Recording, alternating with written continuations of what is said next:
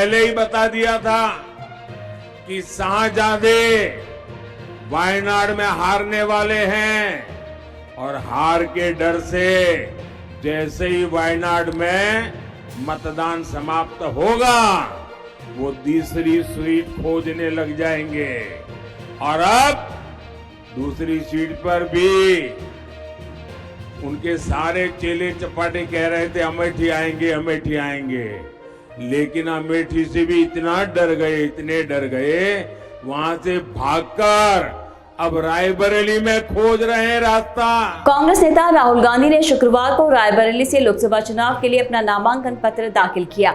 अपने नामांकन पत्र में उन्होंने 20 करोड़ रुपए से अधिक की संपत्ति घोषित की, जिसमें 4.2 लाख रुपए मूल्य का सोना भी शामिल है। हालांकि उन्होंने कहा उनके पास कोई आवासीय अपार्टमेंट या मोटर वाहन नहीं है, लेकिन इतने बड़े राजनीतिक घराने के वारिस का ऐसा हलफनामा चौंकाने वाला है। आज की इस खास वीडियो में हम इसी घटना का गहराई से विश्लेषण करेंगे। नमस्कार, आप देख रहे हैं एयर न्यूज।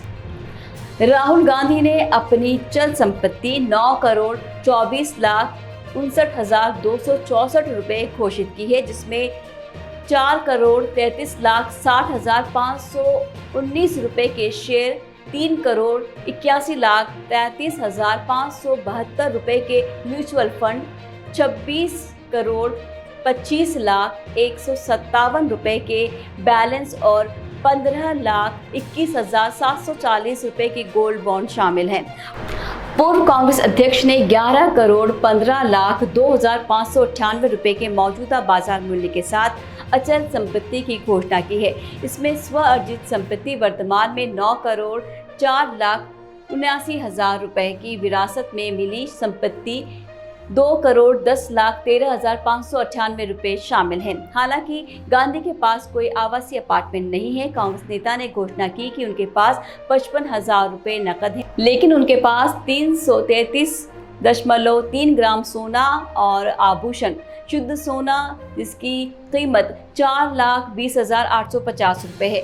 आगे वैनयार्ड के सांसद ने दावा किया कि उनके पास कोई मोटर कार या अन्य वाहन नहीं है, लेकिन उन पर 49,79,124 रुपए की देनदारी है। अचल संपत्ति में ग्राम सुल्तानपुर, महरौली, नई दिल्ली में लगभग 3,778 एकड़ कृषि भूमि शामिल है, जो उनके द्वारा उनकी बहन प्रियंका गांधी वाड्रा के साथ संयुक्त रूप से रखी गई है। और गुरुग्राम में सिग्नेचर टावर्स में वाणिज्यिक अपार्टमेंट की माप 5,838 वर्ग फुट है। 2 वाणिज्यिक अपार्टमेंट का मौजूदा बाजार मूल्य लगभग 9 करोड़ 5 लाख रुपए है। उन्होंने घोषणा की है कि उनकी आय का स्रोत सांसद का वेतन, रॉयल्टी, किराया, बॉन्ड से ब्याज, लाभांश और म्यूचुअल फंड से पूंजीगत लाभ है। उन्होंने साल 2022-23 के लिए अपनी कुल आय 1 करोड़ 2,78,660 रुपए घोषित की है, जबकि साल 2021-22 में ये 1 करोड़ 31 लाख 4,970 रुपए थी। अपने नामांकन पत्रों के अनुसार गांधी के पास ट्रिनिटी कॉलेज, कैम्ब्रिज विश्वविद्यालय से एमफिल की डिग्री है। उनके पास फ्लोरिडा के लॉरेंस कॉलेज से कला स्नातक की डिग्री भी है।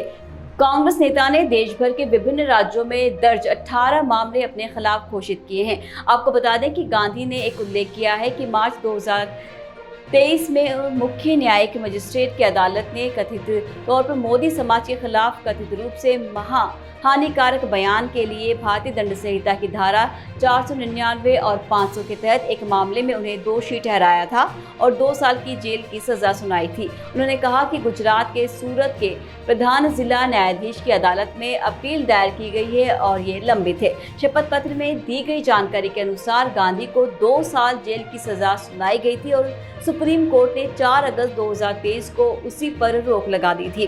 कांग्रेस नेता ने शपथ पत्र में अपने खिलाफ किसी अन्य आपराधिक मामले का उल्लेख नहीं किया है। आपको बता दें कि राहुल गांधी की संपत्ति की घोषणा ने मिश्रित प्रतिक्रियाएं प्राप्त की है। कुछ लोगों ने उनकी सापेक्ष गरीबी पर टिप्पणी की है, जबकि अन्य ने उनके चरित्र हमले के प्रति संवेदनशील होने के लिए आलोचना की है। गांधी की संपत्ति की घोषणा से पता चला है कि वो एक करोड़पति है, लेकिन वो अत्यधिक धनी नहीं है। उनकी संपत्ति का अधिकांश हिस्सा शेयर और म्यूचुअल फंड में निवेशित है। गांधी के खिलाफ आपराधिक मामलों की घोषणा से पता चलता है कि वो कानून के साथ कई मामलों में उलझे हुए हैं। ये मामला राजनीति से प्रेरित हो सकते हैं या नहीं, लेकिन वो गांधी की प्रतिष्ठा को नुकसान पहुंचाते हैं। ये मामले राजनीति से प्रेरित हो सकते हैं या नहीं, लेकिन वो गांधी की छवि को नुकसान भी पहुंचा सकते हैं और उन्हें तीखे हमले के लिए प्रेरित करते हैं। हालांकि राहुल गांधी भारतीय राजनीति के एक प्रमुख व्यक्ति हैं और उनकी संपत्ति की घोषणा का भारतीय राजनीतिक परिदृश्य पर महत्वपूर्ण प्रभाव पड़ सकता है।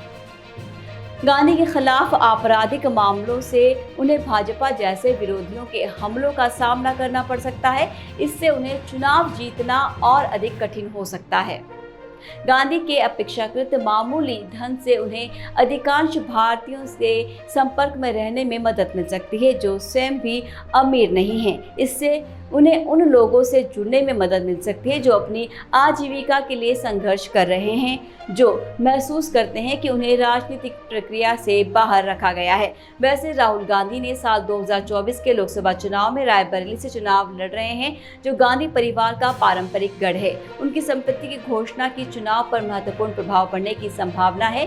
कुल मिलाकर राहुल गांधी की संपत्ति की घोषणा का उनके राजनीतिक करियर और भारतीय राजनीतिक परिदृश्य में महत्वपूर्ण प्रभाव पड़ सकता है। उनकी प्रतिष्ठा को उनकी संपत्ति की घोषणा के नुकसान पहुंचा है, लेकिन इससे उन्हें उन लोगों से जुड़ने में भी मदद मिल सकती है जो अपनी आजीविका के लिए संघर्ष कर रहे हैं। तो ये थी हमारी विशेष पेशकश। दीजिए विदा। नमस्कार।